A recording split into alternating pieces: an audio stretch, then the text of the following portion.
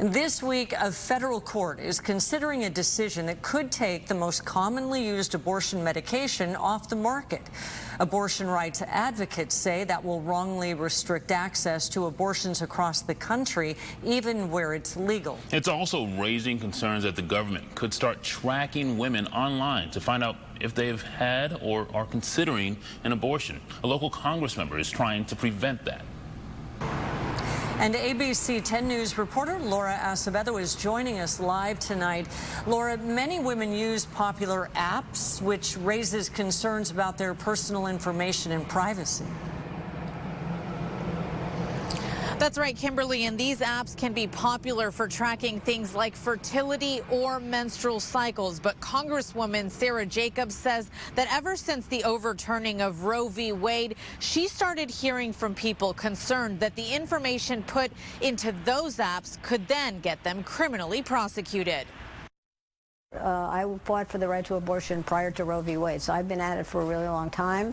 Ann Menashe has been fighting for women's rights for decades. She's in support of a new bill, My Body, My Data, meant to keep women's fertility and cycle data private. It shouldn't be anybody else's business what you do. The bill was first introduced by local Congresswoman Sara Jacobs last year and reintroduced Wednesday. She says the idea came after the overturning of Roe v. Wade.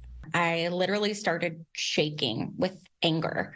It felt very personal to me. If it passes, My Body, My Data would create a national standard for protecting reproductive and sexual health data for things and information input into apps like this that are meant for period tracking and fertility.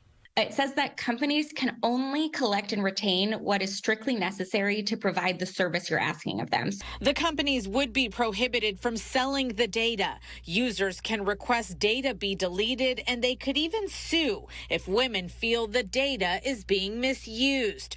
Jacobs hoping the privacy concern portion of the bill will gain bipartisan support.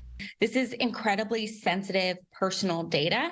The bill comes at the same time that an appeals court is hearing arguments about the abortion pill, and as states across the country led by pro-life leaders and advocates are tightening their laws on abortion after successfully overturning Roe v. Wade.